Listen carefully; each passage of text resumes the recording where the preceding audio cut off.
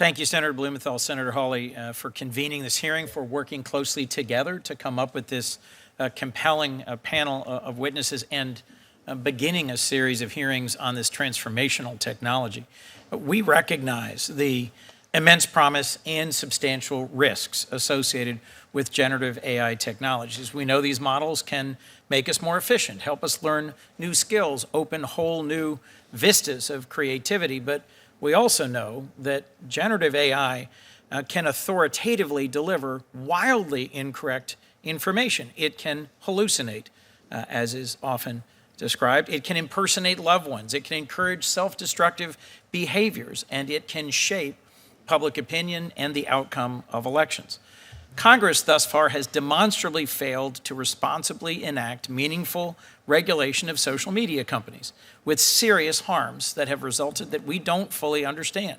Senator Klobuchar referenced in her questioning a bipartisan bill that would open up social media platforms' underlying algorithms.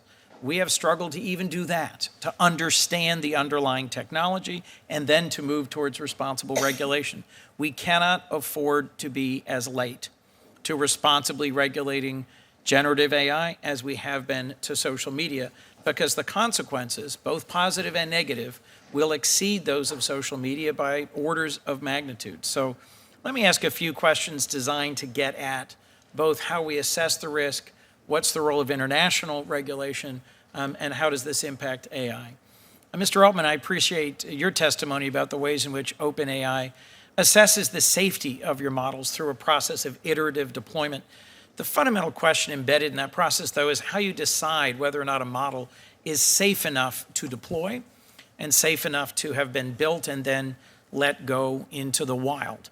I understand one way to prevent generative AI models from providing harmful content is to have humans identify that content and then train the algorithm to avoid it. There's another approach that's called constitutional AI that gives the model a set of values or principles to guide its decision-making. Would it be more effective to give models these kinds of rules instead of trying to require or compel training the model on all the different potentials for harmful content? Thank you, Senator. It's a great question. I'd like to frame it by talking about why we deploy at all, like why we put these systems out into the world. There's the obvious answer about there's benefits and people are using it for all sorts of wonderful things and getting great value, and that makes us happy. But a big part of why we do it is that we believe that iterative deployment and giving people in our institutions and you all time to come to grips with this technology, to understand it, to find its limitations, its benefits, the regulations we need around it, what it takes to make it safe, that's really important. Going off to build a super powerful AI system in secret and then dropping it on the world all at once, I think would not go well. So a big part of our strategy is, while these systems are still relatively weak and deeply imperfect, to find ways to get people to have experience with them, to have contact with reality, and to figure out what we need to do to make it safer and better. And that is the only way that I've seen in the history of new technology and products of this magnitude to get to a very good outcome. And so that interaction with the world is very important. Now, of course, before we put something out, it needs to meet a bar of safety. And again, we spent well over 6 months with GPT-4 after we finished training it, going through all of these different things and deciding also what the standards were going to be before we put something out there, trying to find the harms that we knew about, and how to address those. One of the things that's been gratifying to us is even some of our biggest critics have looked at GPT-4 and said, wow, OpenAI made huge progress on. If you could focus briefly on whether or not a constitutional model that gives values would be worth it. I was just about to get there. All right, sorry about that. Yeah, I think giving the models values up front is an extremely important set. RLHF is another way of doing that same thing, but somehow or other, you are, with synthetic data or human-generated data, you're saying, here are the values, here's what I want you to reflect, or here are the wide bounds of everything that society will allow, and then within there, you pick as the user, if you want value system over here or value system over there. We think that's very important. There's multiple technical approaches, but we need to give policymakers and the world as a whole the tools to say, hears the values and implement them. Thank you, Ms. Montgomery. You serve on an AI ethics board of a long-established company that has a lot of experience with AI. I'm really concerned that generative AI technologies can undermine the faith of democratic values and the institutions that we have. The Chinese are insisting that AI, as being developed in China, reinforce the core values of the Chinese Communist Party and the Chinese system.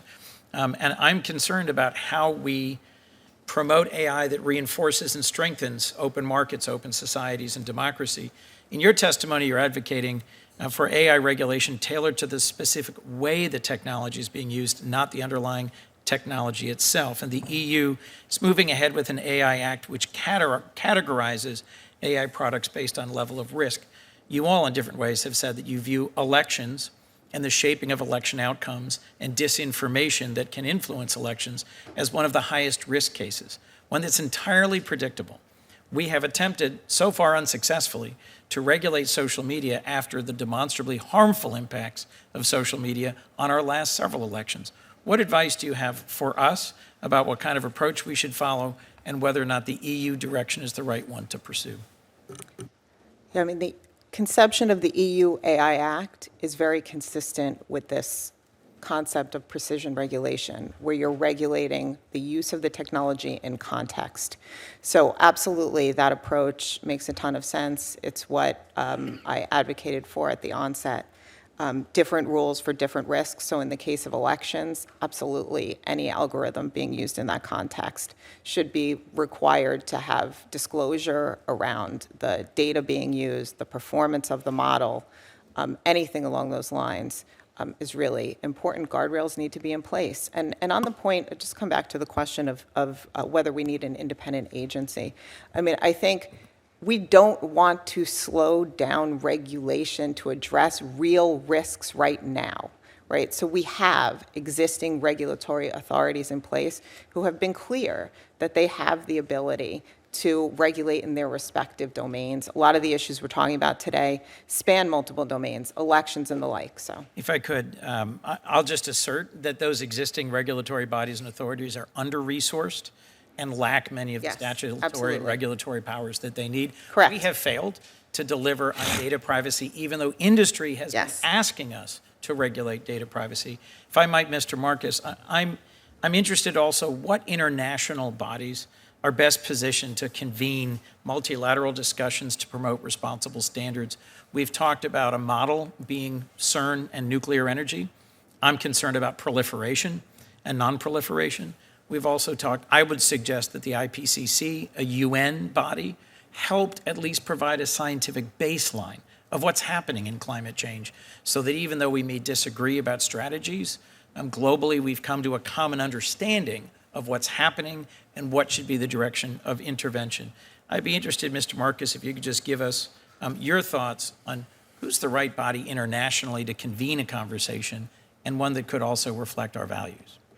I'm still feeling my way on that issue. I think global politics is not my specialty. I'm an AI researcher, but I have moved towards policy in recent months, really, because of my great concern about all of these risks. I think certainly the UN, UNESCO, and has its guidelines, should be involved and at the table, and maybe things work under them and maybe they don't, but they should have a strong voice and help to develop this. The OECD has also been thinking greatly about this. A number of organizations have internationally. I don't feel like I personally am qualified to say exactly what the right model is there. Well, thank you. I think we need to pursue this both at the national level and the international level.